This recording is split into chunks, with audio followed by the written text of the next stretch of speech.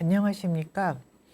오늘은 슬기로운 생로병사 이야기 그 두 번째 시간 명화로 배우는 생로병사 말씀을 드릴 한림대학교 김현아입니다.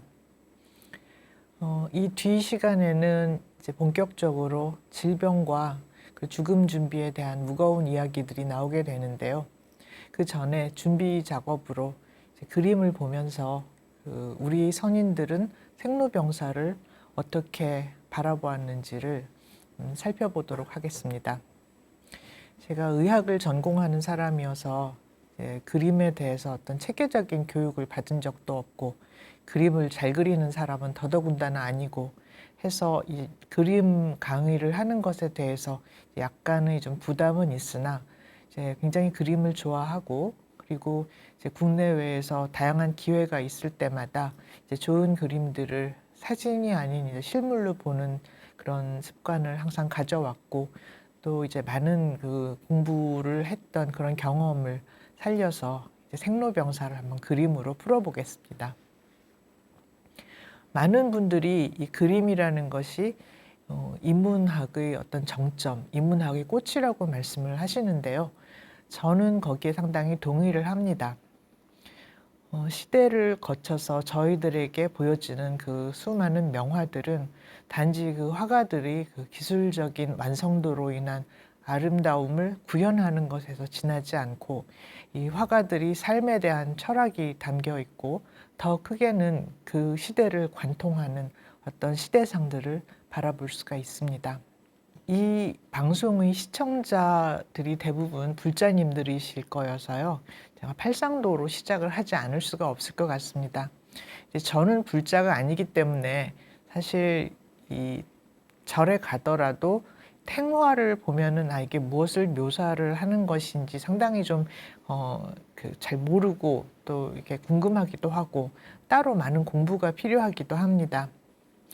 이제 팔상도는 이 팔상도는 범어사 팔상도인데요. 주지하시다시피 부처님이 세상에 나오셔서 이제 여러 일들을 겪고 그리고 수행을 거친 끝에 열반에 이르시는 그 생애를 8개의 장면으로 이제 묘사를 한 것입니다. 그래서 이제 천상천하 유아독존해서 이 손을 하늘로 치켜들며 세상에 나오시는 것부터 이제 묘사가 되어 있는데요. 저는 이 팔상도에서 가장 드라마틱한 장면은 역시 이제 출가를 하시는 장면이라고 생각을 합니다. 부처님이 그 궁궐 안의 그런 온갖 부귀영화와 편안한 삶을 뒤로 하고 하얀 말을 타고 이제 궁궐의 담을 넘어서 이제 세상을 향해 수행을 하러 나가시는 모습입니다. 그 이전에 그 궁궐 밖에서 보아왔던 사람들이 그 생로병사의 그런 고통, 인생은 고행이라고 하는 이 그 고민을 결국은 수행으로 이것을 완성을 해서 열반에 드는 그런 경지에 이제 이르시도록 되는 그런 첫 단추라고 할 수 있겠는데요. 우리 인생은 사실은 즐거운 일보다는 힘든 일이 훨씬 많고 아직도 저도 그렇지만은 이제 많은 그 가르침이 부족하고 수행이 부족해서 이제 많은 인생의 그런 괴로움을 겪게 됩니다. 우리 인생에서 아주 그 즐거운 순간은 사실은 굉장히 그 찰나인 것 같고요. 그리고 또 젊은 시절에 주로 국한이 되고 나이를 들수록 힘들고 괴로운 일들이 많은 것 같습니다. 우리 인생에서 얼마 되지 않을 수도 있는 아주 그 즐거운 순간을 묘사한 그림을 하나 보겠습니다. 이 그림 굉장히 제가 좋아하는 그림인데요. 조선 후기 그 해원 신윤복이라고 하는 유명한 화원이 있죠. 이분이 그린 월하정인이라고 하는 그림입니다. 이제 동양화들은 이 그림과 함께 글자가 이렇게 나와요. 근데 이 글자를 한자를 해독을 하지 못하면 그림을 반밖에 이해를 못하는 거라고 합니다. 그래서 여기 이제 한자가 써 있는데 이것을 해석을 하면 달이 깊은 야삼경에 두 사람의 마음은 두 사람만 안다. 이제 이런 뜻인데요. 야삼경은 지금 이제 현대의 시간 기준으로는 밤 11시에서 1시 사이죠. 이제 정말 이제 으슥한 밤이죠. 이 밤에 담벼락에 두 청춘 남녀가 만났습니다. 근데 조선시대에 이 시각에 이렇게 남녀가 만나는 건 이것은 예사롭지 않은 일이라고 하더라고요. 그래서 보면 이제 도령이 무언가 이 젊은 안악을 유혹을 하고 있습니다. 그래서 어디로 가자고 하는 것 같아요. 그리고 이제 같이 가자 이렇게 말을 하는 것 같은데 이 젊은 안악은 얼굴을 쳐다보지 않습니다. 그 장옷의 얼굴을 감추고 얼굴은 반대편을 보고 있고 마치 거절을 하는 것처럼 보이기도 하나 발의 모양을 딱 보면 이 도령하고 발 방향이 같습니다. 그러니까 이렇게 청춘 남녀의 이런 그 어떤 열정이랄까 그런 로맨스랄까 이제 이런 즐거운 시간을 굉장히 좀 노골적이지 않으면서도 굉장히 잘 담아낸 그런 조선 후기 그림입니다. 서양 그림들은 조금 더 노골적이죠. 굉장히 유명한 프라고나르라고 하는 프랑스 화가가 그린 그네라는 그림인데요. 한 젊은 아가씨가 이제 그네를 힘차게 타고 있습니다.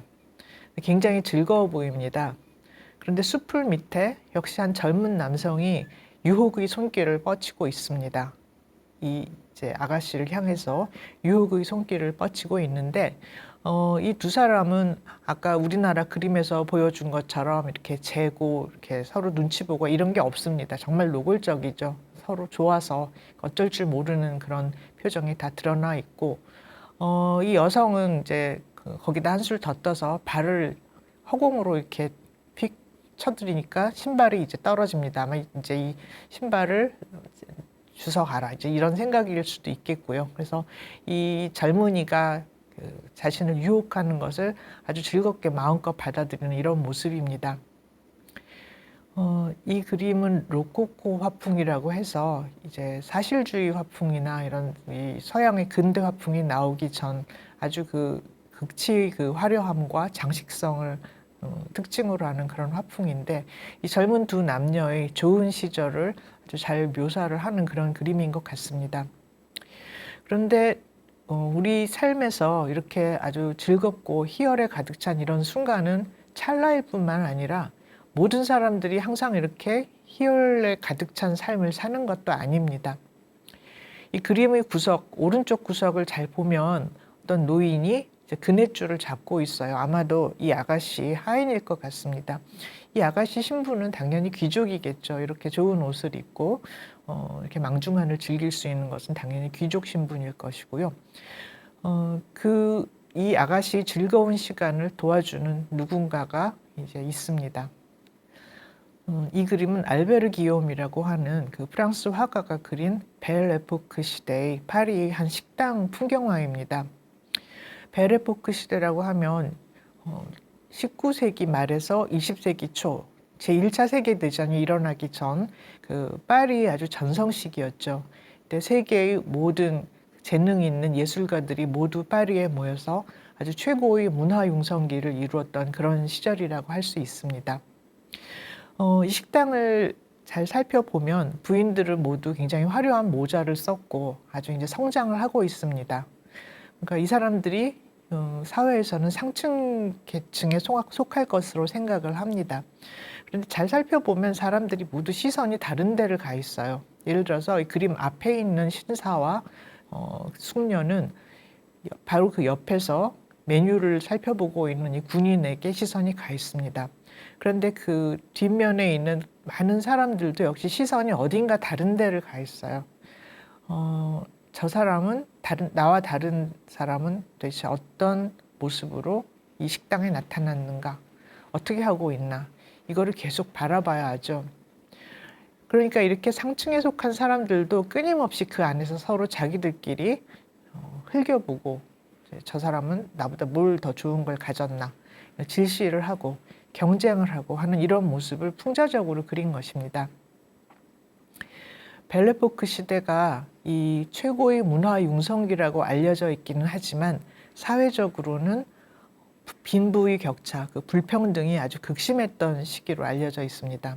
그래서 이 벨 에포크 시대에 이렇게 상층부의 사람들은 상층부끼리 서로 누가 더 잘하나 이런 아주 피곤한 경쟁적인 삶을 살았는가 하면 하층부에 있는 사람들은 굉장히 고난스럽고 하루하루의 그 빵을 가져가기도 어려운 그런 나날들을 보냈던 것이 또 역설적으로 이 벨레포크 시대의 그 불평등 사회의 모습이라고 할 수 있겠습니다. 이 그림은 파리가 아니고 런던인데요. 비슷한 시기입니다. 벨레포크 시기하고 비슷한 시기이고요. 그림의 제목은 세인트 마틴 인 더 필즈라고 하는 그림인데요. 록스데일이라고 하는 영국 화가가 그린 그림입니다. 세인트 마틴 인 더 필즈라는 것은 이 그림의 오른쪽 전면에 등장하는 그 큰 건물을 가리키는 이름입니다. 이 건물은 예배당입니다. 지금도 런던에 가면 이 세인트 마틴 인 더 필즈 예배당에서 이제 일주일에 2번씩 연주회도 하고 하면서 지금도 우리가 런던에서 이 건물을 볼 수가 있는데요. 이 화가가 가장 관심을 가졌던 것은 그림의 전면에 나오는 어린 소녀입니다. 아주 어린 소녀인데 보면 무거운 꽃바구니를 양손에 안고 이 트라팔가 광장에서 꽃을 팔고 있습니다. 화가는 이 어린 나이에도 불구하고 이 삶의 무거운 짐을 어깨에 지고 이 광장에서 꽃을 팔아야 하는 이 소녀를 이 그림이 전면에 등장을 시켰습니다. 소녀의 뒤쪽으로는 빨강색 외투를 입고 역시 이제 한 어린 소년이 손을 잡고 가는 귀부인의 모습이 보입니다. 그 귀부인과 같이 가는 이 소녀는 아마도 이 어린 소녀와 나이가 그렇게 차이가 나진 않을 것 같습니다. 그러나 이 두 사람은 신분이 같지가 않습니다. 아마도 평생 서로 이야기를 하거나 할 일은 없을 것으로 생각이 됩니다. 더 뒤쪽에는 하얀 말이 끄는 마차가 한 대가 가고 있습니다. 근데 이 마차 안에는 또 누군가가 타고 있을 터인데 제 생각으로는 이 마차 안에 탄 사람은 이 빨간 옷을 입은 귀부인과도 또 같은 신분이 아닐 거라고 생각합니다. 그래서 화가는 이 그림 앞에 전경과 후경 이 세 다른 계층의 사람들을 배치를 시키면서 이 시대의 모습을 그리고 있습니다. 록스데일이 이 그림을 그리기 한 달쯤 전에 이 트라팔가 광장에서는 피의 일요일이라고 하는 유혈 사태가 있었습니다. 이 사건은 그 당시에 런던의 그 높은 실업률 그리고 아일랜드의 정치 문제 등을 원인으로 해서 많은 대중들이 모여서 이제 시위를 벌였던 사건인데요. 그때 그 시위를 이제 기마 경찰들이 굉장히 그 무자비하게 이제 진압을 하면서 많은 사상자가 났던 그런 사건입니다. 이 그림의 중앙에도 이제 말을 탄 경찰이 보이는데요. 화가는 이 다른 계층의 사람들 그리고 이 말을 탄 경찰들의 모습을 배치를 함으로써 이 런던 이 시기의 그런 불평등의 문제들을 꿰뚫고 있지 않나 생각을 합니다. 이런 사회적인 불평등 그리고 가난한 자들의 슬픔을 가장 잘 묘사하는 것은 역시 러시아 화가들이 최고봉이라 할 수 있겠는데요. 일리아 레핀이라고 하는 그 러시아의 국민 화가가 그린 그 볼가강의 배를 끄는 인부들이라는 그림입니다. 한때는 이 그림이 너무나 선동적이라는 이유로 이제 좀 널리 이렇게 보여지기를 꺼려했던 그런 시대도 있었는데요. 이 그림을 보면 11명의 그 인부들이 이때 당시만 해도 배를 해안으로 예인을 하려면 이렇게 사람이 몸에다가 이 배를 그 끈으로 연결을 해가지고 이렇게 끌어내야 했습니다. 얼마나 이 힘든 이런 노동을 해야 했는데 저는 이 그림에서 두 번째하고 네 번째 이 인부의 그 표정에 굉장히 좀 눈길이 갑니다. 이제 두 번째 이 할아버지는 이 모든 상황을 정말 뼈가 부서지는 이 고통스러운 노동을 그냥 다 받아들이고 이것을 나의 삶이라고 체화를 하고 있고요. 이제 네 번째 보이는 이 인부는 이 상황이 너무나 분노스럽습니다. 그리고 이 11명의 인부들 중에는 정말 완전히 체념을 한 사람도 있고요. 어떤 분이 이 그림을 보고 이 그림에 등장하는 이 배를 끄는 인부들의 얼굴을 보고 이렇게 가슴이 울리지 않는 사람은 아마 심장이 없을 것이다. 이제 이런 말을 했는데 저도 거기에 일정 부분 참 동감을 합니다. 지금은 이제 선진국이지만 이 유럽의 많은 국가들이 상당히 그 근대에 들어와서도 이 먹고 살기가 참으로 힘들었습니다. 집에 빵을 가져가는 것이 굉장히 그 힘든 노동의 결과로 그렇게 먹고 살 수가 있었고요. 그게 얼마나 심각했으면은 이제 이런 그림도 있었습니다. 이 그림은 네덜란드의 화가인 피터 브레글이 그린 게으른 자들이 천국이라고 하는 그림인데요. 보시면은 저는 사실 이제 이 그림을 보기 전에 동화책에서 이 이야기를 읽고 어린 마음에 아, 이런 나라가 있으면 나도 가고 싶다 막 그렇게 생각했던 기억이 나는데요. 이 그림이 묘사하는 것은 아무도 일을 하지 않아도 되는 나라입니다. 그래서 사람들이 이렇게 누워서 하루 종일 빈둥거리다가 배가 고프면 입을 딱 벌리면은 상위에 있는 음식이 저절로 입 안으로 떨어지는 이제 이런 나라가 있다고 생각을 합니다. 그리고 이제 지붕에 널려 있는 이런 빵도 입을 벌리고 있으면은 자기 입으로 그냥 저절로 떨어지고 심지어는 계란이 요리가 된 채로 발이 달린 채로 이렇게 다니다가 너 이리 와 그러면은 그 사람한테 가서 먹혀주는 그리고 오른쪽 위에는 이제 돼지가 이게 다 요리가 된 돼지입니다. 이 돼지가 옆구리에 칼을 꽂고 다닙니다. 그러다가 고기가 먹고 싶은 누군가가 이제 역시 이리 온 하면 이 돼지가 그 사람에게 가서 이제 그 고기를 제공을 하고 이 사람이 배불리 먹으면 이 돼지는 또 다른 사람, 자기를 먹기를 원하는 다른 사람에게 간다 하는 이런 설정입니다. 강은 우유로 되어 있어서 마시고 마셔도 없어지지 않는 이제 이런 강으로 되어 있다고 하고요. 역설적으로 이때 당시 이게 16세기 지금은 여기가 이제 벨기에인가 네덜란드죠. 16세기 벨기에 네덜란드 지역인데 얼마나 하루하루 먹고 사는 것이 이렇게 힘들었으면은 이런 천국을 이제 상상을 했나 하는 생각도 하게 됩니다. 세월이 흐릅니다. 세월이 흘러서 아까 그 신윤복의 월하정인에 나온 그 여인이 아마 이제 이렇게 변했을 것 같은데요. 미모도 이제 나이가 먹으면서 쓰러져 가고 명성도 쓰러져 가고 해서 이제 늙은 이 여인 앞에서는 이제 연못에 이제 흐드러지게 늘어져 있는 이 연잎만 보입니다. 이 여인은 이 연잎들을 바라보면서 자신이 젊은 시절의 그 화려했던 과거를 생각을 하며 곤방대를 피우고 있는 이런 모습 같습니다. 이 젊은 시절의 그 영화가 찰나에 지나지 않는다는 것을 이제 신윤복이 이렇게 묘사를 한 것 같아요. 많은 화가들이 자신이 늙어가는 모습을 자화상으로 남겼습니다. 그래서 렘브란트의 자화상인데요. 렘브란트는 참 많은 자화상을 시계발로 남겼고요. 이제 이렇게 젊은 시절 이 모습에서 이 오른쪽의 늙은 시절의 자화상은 아마도 사망하기 한 2년쯤 전에 그렸던 자화상 같습니다. 주름이 지고 그리고 머리는 빠지고 그리고 코는 이렇게 붉게 변한 이런 자신이 늙은 모습을 가감없이 사실적으로 이렇게 묘사를 했습니다.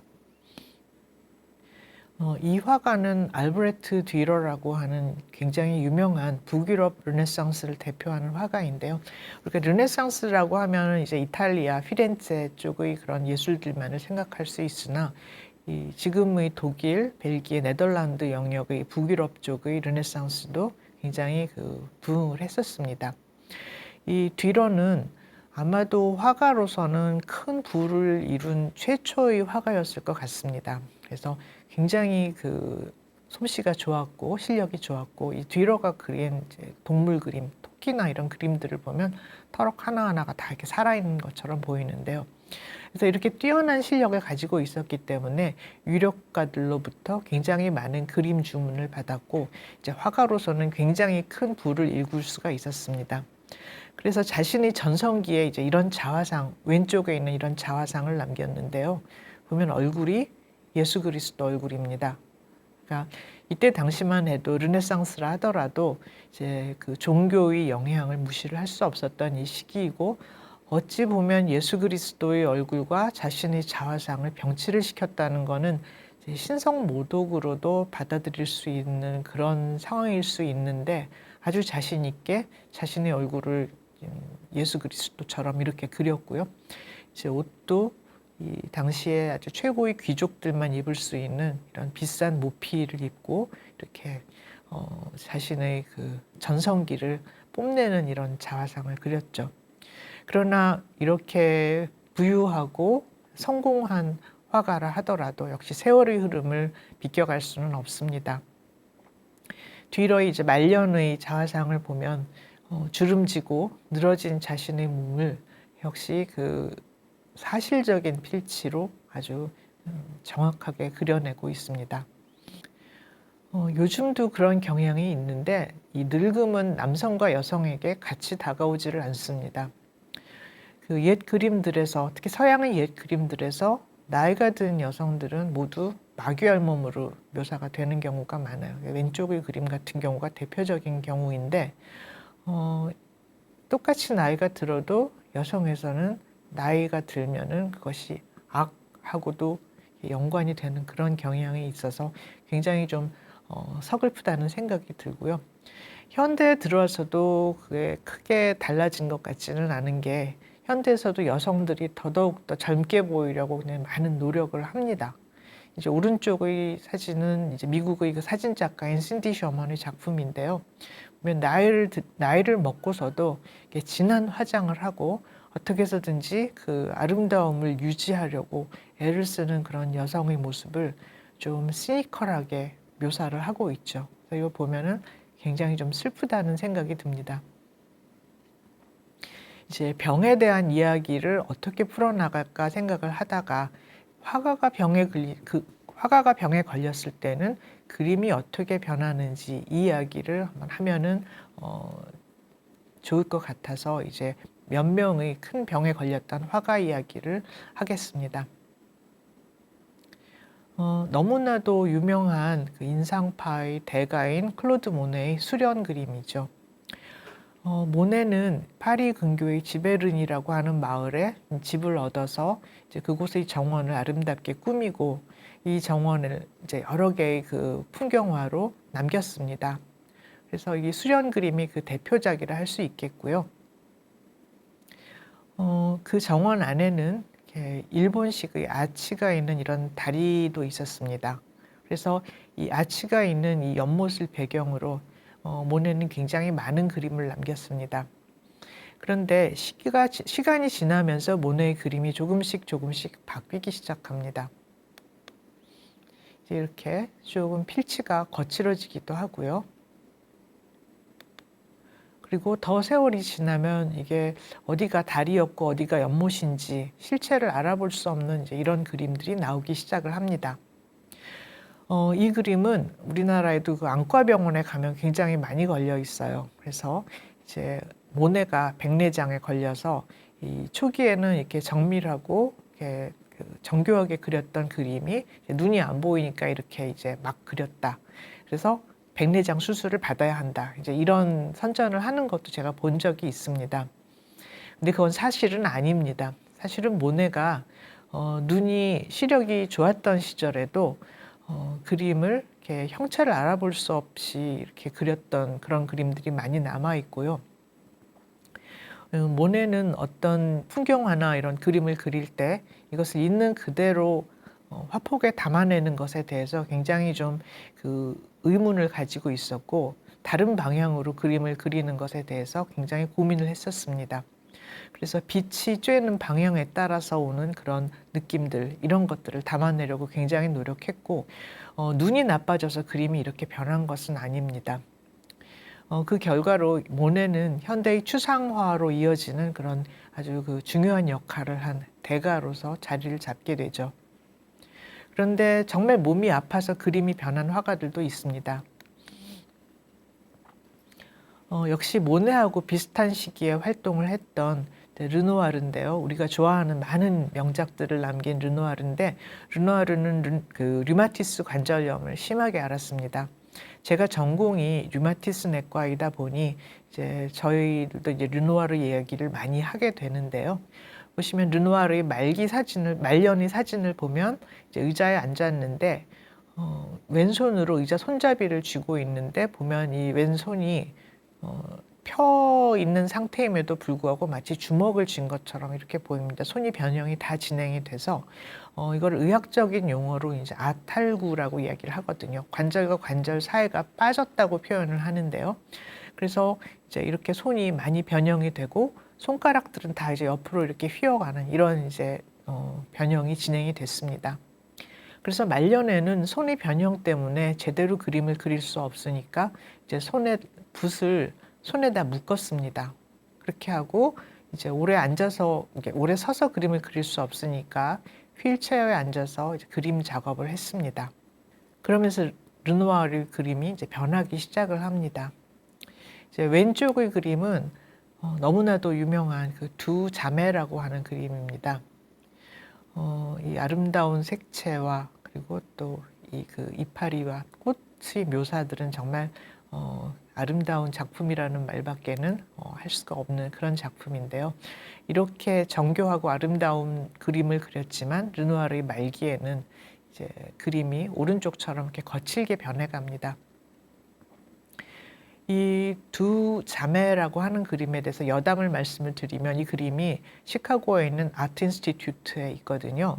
실물로 보면은 정말 사진으로 보는 것을 능가하는 그런 굉장히 그 아름다움을 더 실감을 할 수가 있는데 전직 미국 대통령이죠. 도널드 트럼프가 자기가 이 그림을 소장을 하고 있다고 주장을 했습니다. 그래서 이제 그것을 가지고 시카고 아트 인스티튜트하고 이제 설왕설래를 한 이야기가 있어요. 근데 시카고 아트 인스티튜트에서는 우리가 1933년부터 이 그림을 소장을 하고 있었고 매해 수만 명의 사람들이 이 그림을 본다.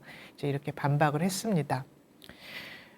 글쎄요. 아무리 자기가 부자라 하더라도 이렇게 인류의 보물이라고 할 수 있는 이런 작품을 자기가 그것을 개인적으로 소장하고 그것을 자랑을 한다는 것이 과연 정당한 일일까요? 어떻게 보면 트럼프 대통령다운 그런 생각이라는 그런 일화입니다. 이분은 멕시코 화가인 프리다 kahlo입니다. 이제 프리다 kahlo도 멕시코를 대표하는 이제 화가인데요. 남편도 디에고 리베라라고 해서 역시 멕시코의 국민 화가였습니다. 근데 이 두 분이 서로 굉장히 좀 성격들이 강해서 서로에게 이제 상처를 많이 주었는데 이제 프리다는 주로 자기가 일방적으로 이제 남편한테 당했다 이제 이렇게 그림으로 묘사를 합니다. 프리다 kahlo는 사실 의사가 되고 싶었습니다. 근데 의사가 되고 싶었는데 어느 날 이제 길을 가다가 이제 전차를 타고 가다가 큰 사고를 만나서 이 전차의 봉이 몸을 관통하는 그런 사고를 당했습니다. 그렇게 해서 이제 병원에 실려가서 수술을 여러 번 받고 목숨은 건졌습니다마는 굉장히 긴 시간 투병을 해야 했고 그리고 이제 의과대학에 가고자 하는 그런 희망은 이제 버려야 했습니다. 그러면서 이제 병원에 입원하는 기간 동안에 어머니가 이제 그림 그리는 도구들을 갖다 주었는데 그것을 그림을 그리면서 결국 화가의 길을 밟게 되었습니다. 프리다 kahlo의 대표적인 그 자화상인데요. 이제 프리다 kahlo가 그린 그 자화상들을 보면 항상 이제 이런 그 플롯으로 그림을 만듭니다. 그 온몸이 바늘에 꽂혀 있습니다. 자신이 통증을 묘사를 하는 것이고요. 그리고 이제 몸의 중심이 되는 중심축은 무너져 가고 있습니다. 그래서 이 고통에 눈물을 흘리는 이제 그런 그림을 많이 남겼는데요. 이 프리다 kahlo는 이제 근대적인 진단으로는 섬유근통이라고 하는 병을 앓고 있었습니다.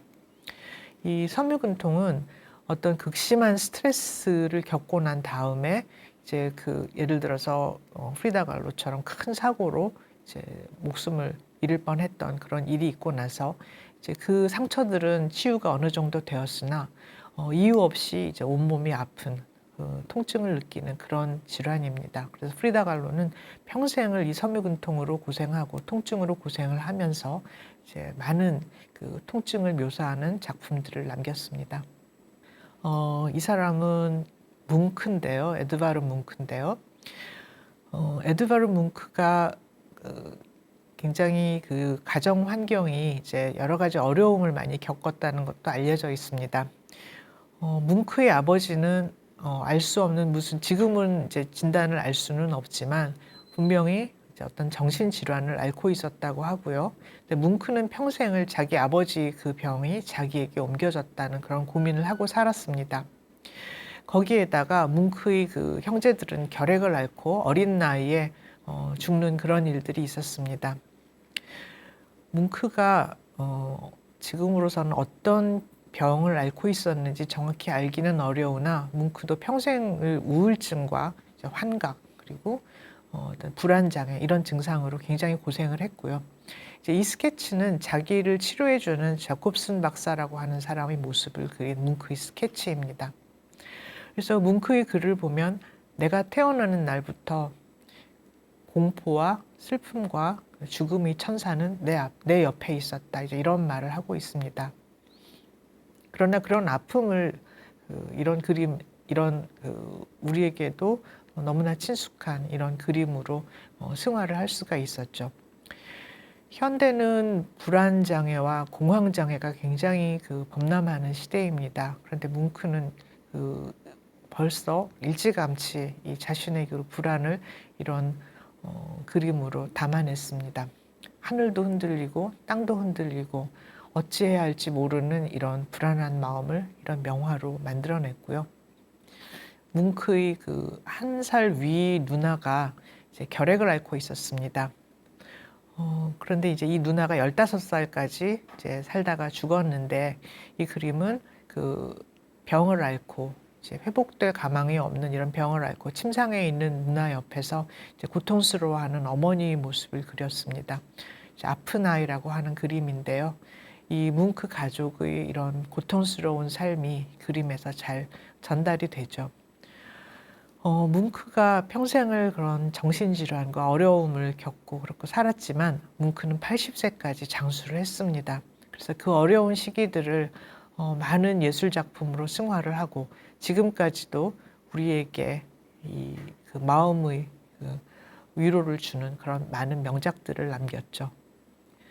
정신질환으로 고통스러웠던 대표적인 화가라고 하면 역시 빈센트 반 고흐를 빼놓고는 얘기할 수가 없을 것 같습니다. 빈센트 반 고흐도 지금의 기준에서 정확히 무슨 병이었는지는 알 수가 없습니다. 이제 측두엽 간질이었다는 설도 있고요. 그리고 양극성 장애라는 설도 있지만 지금은 뭐 정확한 진단을 할 수는 없습니다. 고흐도 굉장히 어린 시절부터 조금 보통 사람하고는 달랐습니다. 고흐는 이제 그림을 어릴 때부터 잘 그렸는데 당시에 고흐가 관심을 갖고 있었던 것은 그 네덜란드의 그런 농부들의 삶이었습니다. 고흐는 캔버스를 가지고 나가서 이 천근같이 무거운 짐을 허리에 지고 이렇게 힘들게 걸어가는 이런 농부들의 그런 모습들을 그렸습니다. 고흐의 집은 고흐의 아버지가 이제 목사님이셨거든요. 그래서 그때 당시 이제 유럽에서 목사라고 하면 그 지역 사회의 유지이고요. 이런 빈곤함과는 거리가 먼 안온한 삶을 누릴 수 있는 그런 이제 가정 환경이었거든요. 그런데 고흐는 하루 종일 이런 이제 농부들이 어려운 삶을 그림으로 그린 다음에 이것을 가지고 와서 가족들이 모이는 저녁 식사 테이블 위에다 딱 걸쳐 놓습니다. 그리고 가족들에게 우리 오늘은 이 불행하고 이 어려운 사람들이 삶을 함께 이 고통을 함께 느끼면서 저녁 식사를 합시다. 이렇게 말을 합니다. 우리가 지금은 이 빈부격차나 가난한 사람들이 그런 고통 그리고 사회적인 불평등을 가능한 줄이는 것이 바람직한 사회라는 그런 생각들을 다들 하고 있고 그것을 위해서 노력을 해야 한다는 것에 대해서 크게 이의를 갖지 않는 이런 사회가 되었지만 고흐가 살던 이 시기에는 그런 생각을 한다는 것 자체가 굉장히 있을 수 없는 일이었거든요. 그래서 고흐의 아버지는 자신의 아들이 이제 뭔가 문제가 있다는 걸 알았습니다. 문제가 있다는 걸 알고 그리고 굉장히 고민을 했고 이제 고통스러워했습니다. 그리고 고흐의 아버지가 이제 비교적 젊은 나이에 이제 뇌졸중으로 사망을 하게 됩니다. 이제 고흐의 어머니인데요. 고흐의 어머니는 자기 남편, 즉 고흐의 아버지가 이렇게 사망을 하게 된 원인이 다 고호 때문이라고 생각을 했고 평생 그를 용서를 하지 않았다고 합니다. 그런데 고호가 그린 어머니 초상화를 보면 굉장히 인자하고 이렇게 따뜻한 모습으로 그려지고 있어요. 그래서 정말 어머니가 고호를 용서했던 것일까? 아니면 어머니가 자기를 이런 따뜻한 눈빛으로 봐주기를 바랐던 것일까? 어느 쪽인가 좀 궁금해지기도 합니다. 고호는 평생에 걸쳐서 굉장히 많은 초상화를 남겼어요. 근데 아이러니하게도 고호는 사람들과 정상적인 의사소통을 할 수가 없었습니다. 어떤 사람을 자신의 화폭에 앞에 앉혀놓고 초상화를 그려주는 게 고호가 자기 주변 사람들 그리고 세상과 소통을 하는 유일한 방법이었다고 합니다. 그래서 고호는 이렇게 우편배달부나 아니면 동네의 안악들 그리고 자기를 치료하는 의사들 뭐 이렇게 다양한 사람들을 화폭에 앉혀놓고 초상화를 그렸습니다. 그러나 실제로 이들과 인간 대 인간으로 대화를 나눈다거나 하는 것은 굉장히 어려웠다고 합니다. 이제 고호가 그 생애의 말년을 보냈던 그 프랑스 남부의 오베르슈르바즈라고 하는 마을에 있는 그 라부 여인숙입니다. 오베르주라고 하는 건 여인숙이라는 개념인데, 이 집은 아직도 이제 문을 열고 있고요. 이 1층에는 이제 식당을 하고, 이 2층은 셋집처럼 이렇게 방을 이제 빌려주는 이런 식으로 영업을 하는 집이었습니다.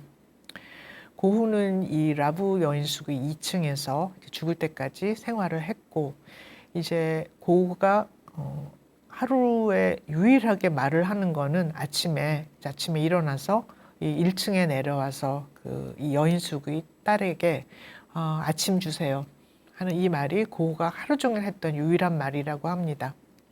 그리고 이제 아침을 먹고 나서 고우는 캔버스를 싸들고 이제 오베르슈르와즈의 그 들판으로 나가서 많은 작품을 남깁니다. 지금도 고흐가 작품 활동을 했던 이런 그 들에 이 기념물이라고 하나요? 이제 이런 것들이 남아 있고요. 이제 여기서 그렸던 까마귀라고 하는 그림인데, 이제 사람들은 고흐가 이 그림을 그리고서 얼마 지나지 않아서 이제 사망을 했기 때문에 이 그림이 자신이 이제 자살을 할 거라는 것을 암시를 했다고 말을 합니다.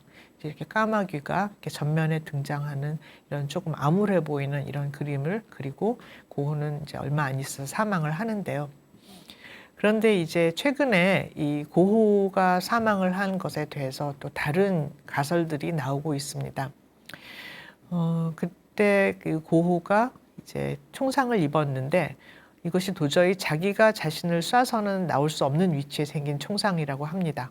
그리고 또 고흐가 이제 마을에는 다 알려진 그런 이제 환자인데, 정신질환이 있는 환자인데 그 사람에게 쉽게 이렇게 권총을 주었을 리도 없을 것이고, 그리고 그때 여러 정황들이 고흐는 자살을 한 게 아니라 누군가에게 총을 맞았다 하는 이제 이런 가설로 이어지는데요.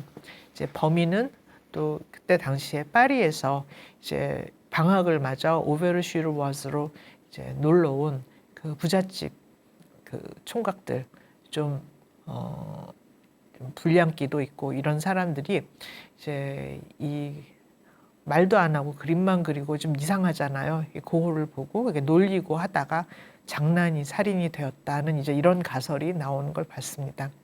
그렇지만 뭐 100여 년의 세월이 흘렀는데 지금 그것을 증명을 할 방법은 없고요. 어느 모로 보나 굉장히 좀 마음이 아픈 이야기죠.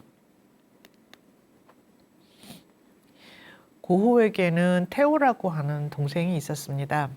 그래서 이 테오는 평생을 이 형을 경제적으로 그리고 정서적으로 지지를 했습니다. 사실 테오도 형을 좀 무서워했다고 해요. 형이 이제 아프기 때문에 예측을 할 수 없는 그런 행동을 하고 하는 것에 대해서 무서워하면서도 형의 이 재능을 제일 먼저 알아보고 형이 작품 활동을 계속 할 수 있도록 그렇게 많이 도와주었는데, 안타깝게도 고흐가 사망하고 얼마 안 있어서 테오도 사망을 하게 됩니다. 고흐는 생전에 그림을 팔지를 못했는데요. 그러나 아마도 제 생각에는 이 그림들이 이제 태호의 미망인들에게 이제 넘겨지고, 이제 태호의 가족들은 이 고호의 그림들로 말미암아 이제 풍족한 삶을 살았지 않을까, 그렇게 희망을 합니다. 평생의 선업이 이제 가족들에게 이렇게 이어지는 거죠. 역시 아트 인스티튜트 시카고에 있는 고호의 자화상입니다. 이 불타는 수염과 그 배경에 있는 이 불꽃 같은 그런 그림들은 역시 실제로 사진으로 보는 것보다 이게 실물로 보는 것이 훨씬 더 아주 그 감동을 준다고 할 수 있겠습니다. 이제 마지막으로 죽음 이야기를 하겠습니다. 이집트인들은 평생을 죽음을 준비했습니다. 어떻게 보면 이집트인들의 삶은 죽음을 준비해서 사후 세계로 가기 위한 삶이라고 해도 과장이 아닐 것 같은데요. 이렇게 정말 어마어마한 피라미드를 평생을 거쳐서 축조를 했습니다. 그 룩소르의 그 왕의 무덤들이 있는 계곡에 가면 죽음의 서를 볼 수가 있는데요. 이제 이집트인들이 죽으면 미라를 만들었죠. 그래서 이제 내부의 장기와 심장을 따로 빼냈습니다. 그런데 이 사자는 그 자신의 심장을 이 천층에다가 달아야 합니다. 이 제칼의 그 탈을 쓴 이 판관이 천층 위에다가 이 사자의 심장과 깃털을 답니다. 그런데 살아생전에 죄를 많이 진 사람은 깃털보다 심장이 무거워집니다. 그렇게 되면 이 오른쪽에 있는 이 무서운 암무트라고 하는 이런 맹수인데요. 이 맹수가 이 천층에 올려져 있는 사자의 심장을 먹어버립니다. 그러면 사자는 영생의 그 세계로 들어가지 못하고 영혼을 뺏겼기 때문에 평생을 구천에서 떠돌아야 하는 이제 그런 신세가 되는데요.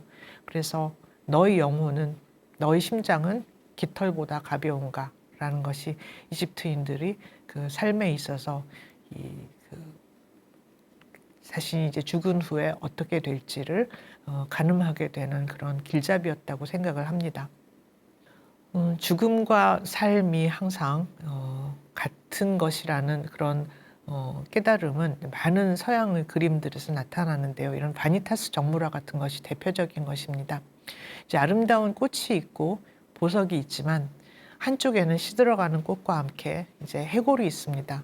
즉 당신이 지금 아무리 화려한 삶과 영화를 누리더라도 그것은 결국은 지나가는 것일 뿐이고 당신에게는 반드시 죽음이 온다. 죽음을 기억하라. 메멘토 모리 전통이죠.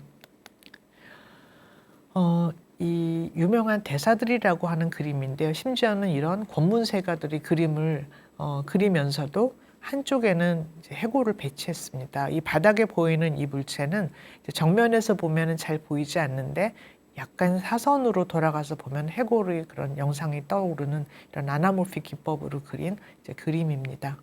그래서 이렇게 우리는 항상 죽음을 기억해야 한다 하는 것을 그림으로 남겼고요. 죽어가는 모습을 그림으로 묘사한 가장 유명한 동양의 그림은 역시 이제 그 죽음의 모습을 9단계로 그린 사상도라고 할 수 있는 구상도라고 할 수 있는데요. 가장 유명한 구상도는 이제 일본의 달린 왕후의 구상도일 것입니다. 달린 왕후는 살아생전에 굉장히 이제 아름다운 이제 미인이었는데 너무나 아름답다 보니까 이제 수행을 하는 스님들이 이제 유혹을 느끼기가 쉽고 그랬습니다. 그래서 왕후는 자기가 죽고 나서 아무리 생전에 아름다웠던 여인도 죽으면은 이렇게 흉하게 흙으로 돌아가는 존재임을 항상 명심하라는 의미에서 이제 이 구상도를 남겼고요. 보면 굉장히 좀 그 사실적입니다. 죽어서 몸에 가스가 차고 그리고 살이 흔들어져 내려서 길짐승들이 이제 그것을 다 먹게 되면 뼈만 남고 그 뼈도 결국 흙으로 돌아가는 그런 장면인데요. 일본의 많은 절들에 이 그림이 있습니다. 일본에 구상도가 있다면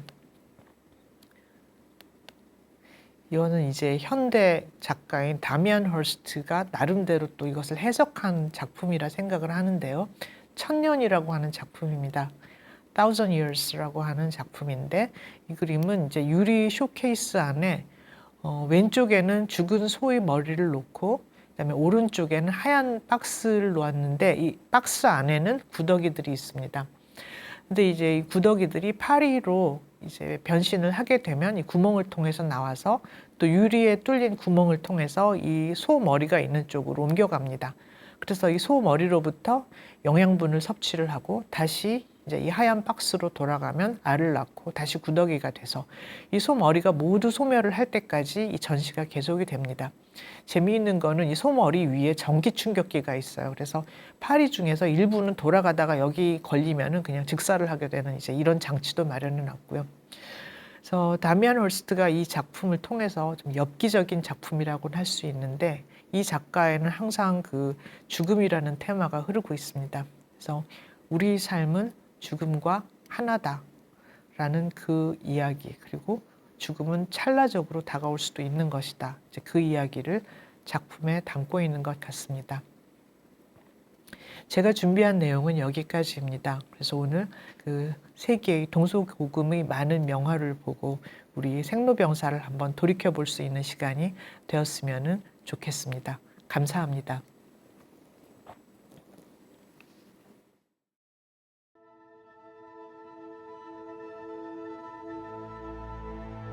나는 죽는 것 자체는 별로 무섭지 않은데 아플까봐 무섭다 이런 말씀을 하십니다. 이제 이 프리다 kahlo가 그린 그 고통을 묘사하는 그런 특징적인 모습.